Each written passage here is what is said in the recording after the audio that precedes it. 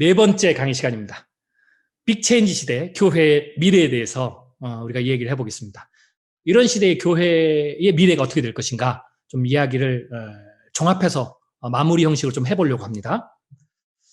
교회를 우리가 뭐 평가한다 그러면 조금 좀 어색한 말이긴 하지만 뭐 그래도 우리가 진단을 해야 되니까요. 진단할 때 뭐 합리적인 진단의 틀은 뭐 양과 질입니다. 네, 양과 질. 우리가 이제 상식적인 진단을 해보죠. 양은 성도 수, 그다음에 교회 전체 숫자의 뭐 수량이죠. 네, quantity. 그래서 부흥이라고 했을 때 양적 성장은 수적 성장을 얘기하죠. 그리고 뭐 교회의 숫자, 양적으로도 우리가 진단을 해볼 수 있습니다. 왜냐하면 살아있는 생명체는, 죽어있는 생명체는 양적 성장을 하지 않지만 살아있는 생명체는 그게 정도의 차이는 있지만 양적 성장을 하기 때문에 그렇죠. 그래서 양적 성장도 결국은 어떻게 돼요? 교회의 건강도를 살아있느냐, 죽어있느냐를 진단하는 그런 어떤 틀이 될 수 있습니다. 또 하나는 질적 진단이죠. 어쩌면 교회는 영적인 부분은 양적인 것보다는 질적인 게 훨씬 더 중요하겠죠. 신앙은. 그래서 질적 진단은 두 개로 나눌 수 있습니다. 여러 가지가 있지만 크게 두 개로 나누면 하나는 도덕적 기대입니다. 구원받은 이후에 그리스도인답게 사느냐라는 거죠. 이 도덕이라는 것은. 이걸로 우리가 우리의 건강도, 질을 평가할 수 있습니다. 교회가 어떤 모습을 보이느냐, 코로나 때, 혹은 성도들이 어떻게 모습을 보이느냐, 어떻게 살아가느냐, 뭐 이거고. 또 하나는 교회 안에서 질문에 대한 대답의 수준입니다. 이게 저는 질적이라고 합니다. 전자, 이 도덕적 기대, 뭐 이 부분은 많은 사람들이 잘 이해를 하고 쉽게 생각할 수 있습니다. 근데 교회가 많이 놓치는 게 바로 저는 이거라고 생각합니다. 왜냐하면 교회는 질문에 대한 대답을 해야 되거든요. 왜냐하면 교회는 기준을 제공하는 데거든요. 그게 뭐예요? 내세와 현세에 대한 질문입니다. 즉 어떻게 살아야 되느냐, 무엇이 옳으냐, 무엇이 선이고 악이냐, 무엇이 하나님이 기뻐하시는 거고 무엇이 싫어하시는 거냐에 대한 질문이 끊임없이 주어지는 겁니다. 그리고 그 질문에 대한 답을 내놔야 되고 그 답에 부합해서 사느냐가 도덕적 기대입니다. 그래서 설교가 바로, 신학적 연구가 바로 이 부분에 있는 거죠. 내세와 현세, 수많은 질문들이 나옵니다. 구원에 대한 질문, 천국에 대한 질문, 하나님에 대한 질문, 이게 이제 내세에 대한 질문이죠. 그 다음에 현세, 기독교는 어떻게 살았냐, 막 이런 질문들이 나오면 그런 질문들에 대해서 시대에 따라 질문이 달라지니까요. 그 질문에 대해서 대답을 해주는 것, 성경적 대답을 해주는 것, 저는 그게 설교의 굉장히 중요한 부분 중에 하나, 혹은 신학의 굉장히 중요한 부분 중에 하나라고 생각합니다. 그리고 그것을 선포하면 사역자들이 계속해서 양육하고 도전하고 해서 이 기준에 맞는 도덕적 기대를 행위로, 삶으로 구현하는 거죠. 현실화시키는 것. 이게 도덕적 기대에 대한 모습이고 그것이 저는 질의 평가에 굉장히 중요한 두 가지의 카테고리다라고 저는 개인적으로 생각합니다. 자, 비유 차원에서 제가 한국교회 설명을 예를 드리는 겁니다. 네, 이게 한국교회의 현재 상황입니다. 제가 방금 양적인 성장과 질적인 수준. 한국의 기독교 초기는요, 양적으로는 적었지만 질적으로는 굉장히 높은 수준에 있었습니다. 즉, 양적으로는 수량은 적었지만 도덕적 기대치와 내세와 현세의 질문에 대해서 분명한 대답을 했습니다. 아주 명확한 대답을 했습니다. 그 대답이 우리가 이해를 하든 못하든 상관없이 일단 명확한 대답을 했고 교회 가면 답을 찾을 수 있었습니다.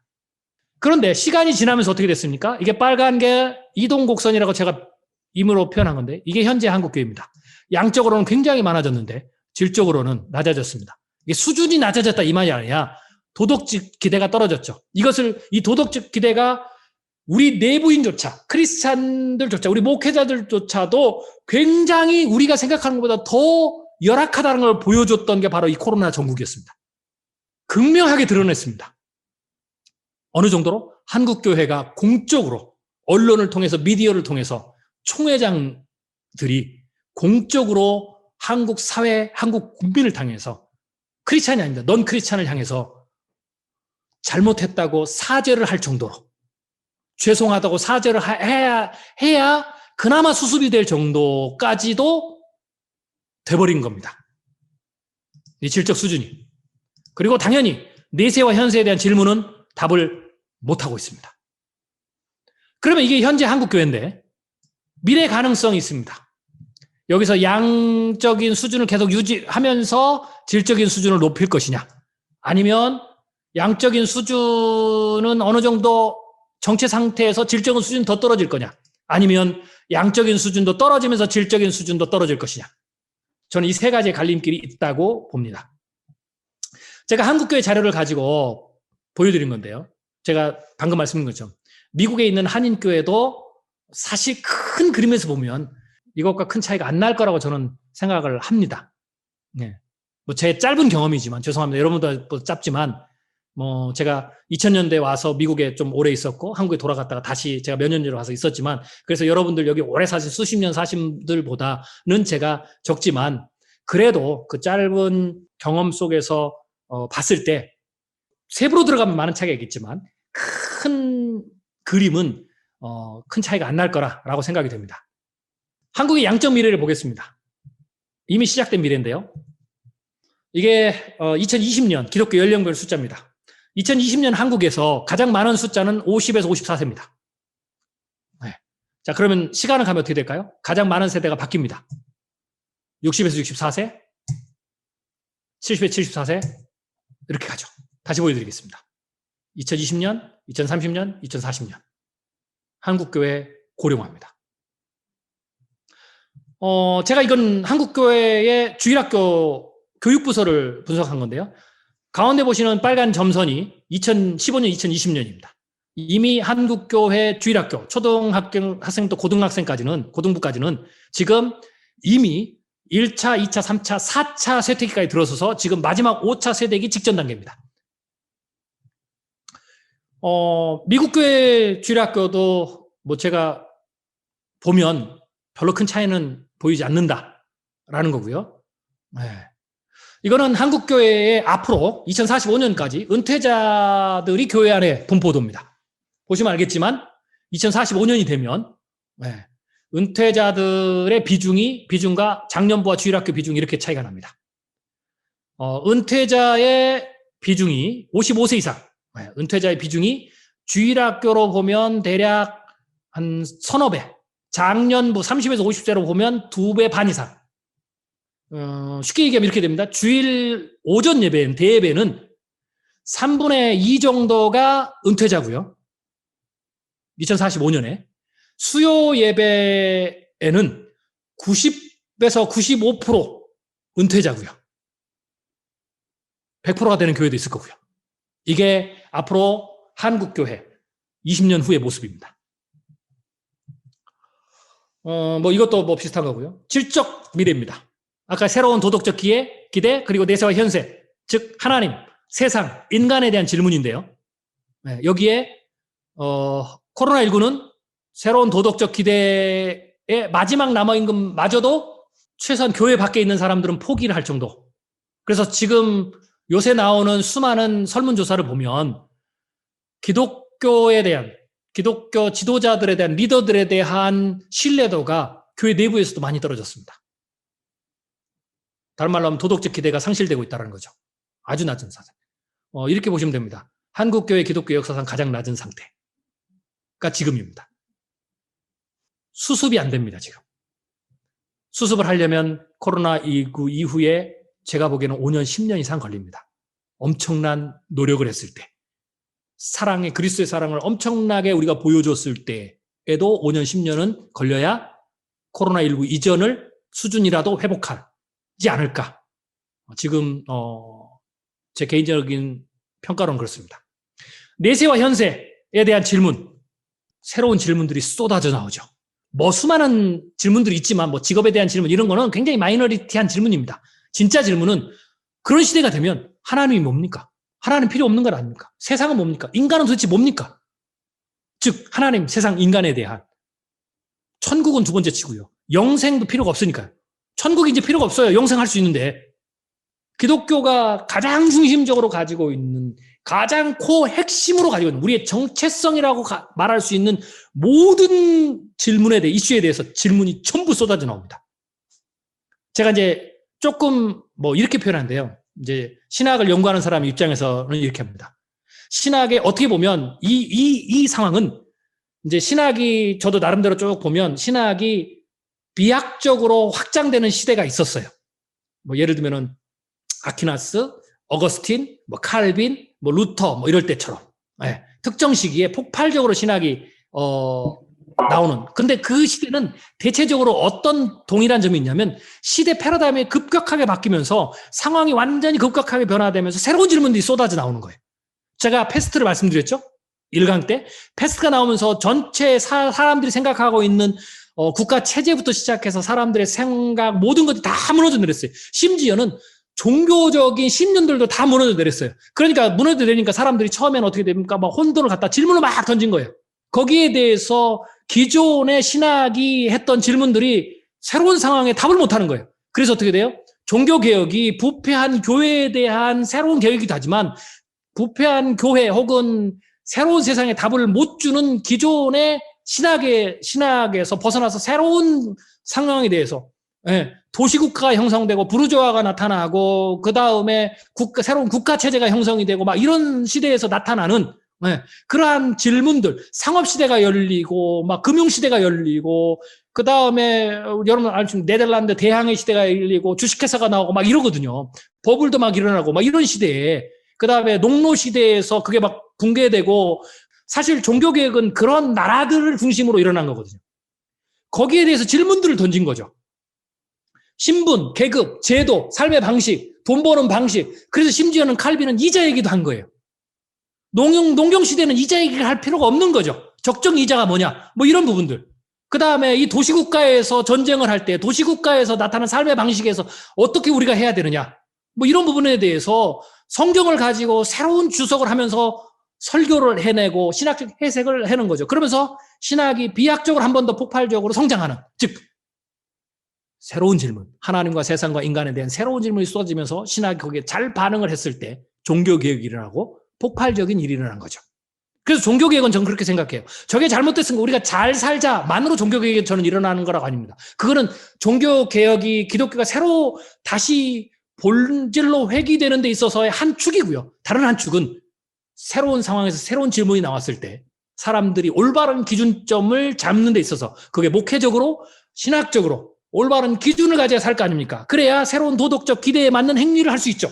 거기에 대해서 신학적인 해석이 나와야 됩니다. 이 두 가지가 저는 종교개혁을 이룬다. 거꾸로 보겠습니다. 우리가 지금 한국교회든 미국교회든 종교개혁이 필요하다고 지금 얘기합니다. 교회가 지금 타락했다. 질적으로 부패했다. 라고 얘기합니다. 그러면서 우리가 얘기하죠. 새로운 종교개혁이 필요하다. 종교개혁 500주년을 지나면서도 그런 얘기가 계속 나왔습니다. 그럼 도대체 종교개혁은 어떻게 할 건가? 잘 살아야 된다. 착하게 살아야 된다. 이것만으로 안 된다는 거죠. 세상이 원하는 도덕적 행위를 해서만이 아니라는 거죠. 그거는 절반에 불과하다는 거죠. 절반은 새로운 질문에 대한 답을 내줘야 됩니다. 신학자는 신학자 나름대로, 강단에서는 설교를 통해서 실제적인 삶의 부분에서 나와야 되는 거죠. 그것을 들었을 때 사람들이 새로운 질문 안에서, 새로운 환경 안에서 우리가 변치 않는 신앙을 다시 회복하고 그대로 살 수가 있는 거죠. 이게 교회에 대한 새로운 질문입니다. 포스트 코로나19 이후에 이게 쏟아져 나올 겁니다. 스스로 다 돌아오지 않습니다. 돌아오더라도 질문을 가지고 돌아올 겁니다. 목사님, 이거 괜찮은 거 아닙니까? 이거 굳이 이제는 이렇게 해야 될 필요가 없지 않습니까? 코로나19 이전에는 이렇게 모여서, 오프라인에 모여서 뭐 이렇게 하는 게 맞는 것 같았는데, 코로나19를 겪어서 1년 동안, 2년 동안 해보니까, 제가 보기엔 이게 더 낫는데, 이게 더 합리적인 거 아닙니까? 왜 이렇게 불합리적으로 합니까? 왜 뭐 이렇게, 먼 데서 없는 시간 쪼개가지고, 뭐 이렇게 물리적으로 나와야 됩니까? 뭐 이게 수많은 질문들이 쏟아질 거예요. 왜? 경험을 했으니까. 그리고 그 경험이 굉장히 익숙해졌거든요. 이 질문들이 먼 미래에나 나올 거라고 생각하지 마십시오. 코로나19 이후부터 질문들은 계속 나올 겁니다. 그 새로운 질문에 내세와 현세가 됐든지 간에 하나님과 세상과 인간에 대해서 질문이 계속 쏟아나올 때 신학적으로, 목회적으로, 목회 강단에서 상담에 이르기까지, 신방에 이르기까지 이 질문에 대한 답들을 우리가 해나가야 됩니다. 처음에는 답을 바로 찾을 수는 없죠. 고민을 해야 됩니다. 함께 고민해야 되는 거죠. 우리의 질문이다. 이게 굉장히 중요합니다. 철학적 문제, 윤리적 문제, 세계관의 문제, 정신적 문제, 이런 고민들이죠. 자기가 하는 질문들, 고통들이죠. 그 대부분의 문제는 기준에 관한 문제입니다. 내가 이렇게 해야 되는가? 비즈니스 이렇게 해야 되는가? 뭐부터 시작해서 이 질문들이죠. 이 질문들에 대해서 그게 그들의 고민의 자리고 고통의 자리입니다. 그 고통의 자리에 우리가 같이 가줘야 됩니다. 같이 가준다는 것은 같이 고민해줘야 된다는 거죠. 근데 한국 교회는 안타깝게 미국 이민교회 말고요. 한국 교회는 좀 이런 안 좋은 분위기도 있어요. 나는 그냥 성경에 있는 하나님 얘기할 테니까 그 문제는 당신이 알아서 하세요. 나도 잘 몰라요. 그걸 왜 교회에서 묻습니까? 기술자한테 가서 물어보시죠. 말은 안 하지만 이런 은연중의 분위기가 있어요. 그게 제가 처음에 얘기했던 시대가 바뀌어 처음에는 극단적으로 그걸 죄라고까지 말했다가 10년, 20년이 지나니까 아무런 해답 없이 교회가 그걸 받아들여서 자연스럽게 해버리는 그러한 모습들. 교인들은 어안이 벙벙하죠. 처음에는 안 된다고 죄라고 막 했다가 받아들였는데 왜 받아들였는지 답이 없어요. 답이 없는 거죠. 근데 받아들여요. 그러니까 뭐 나도 편하니까, 나도 필요하니까 그대로 하는 거죠. 교회 안에서, 교회 밖에서. 그러면 교회에서 들을 얘기는 딱 하나밖에 없어요. 예수 믿으면 천국 간다. 티켓 하나. 그거는 있어야 되니까요. 그러나 삶의 부분은 상관없는 거죠. 그럼 어떻게 돼요?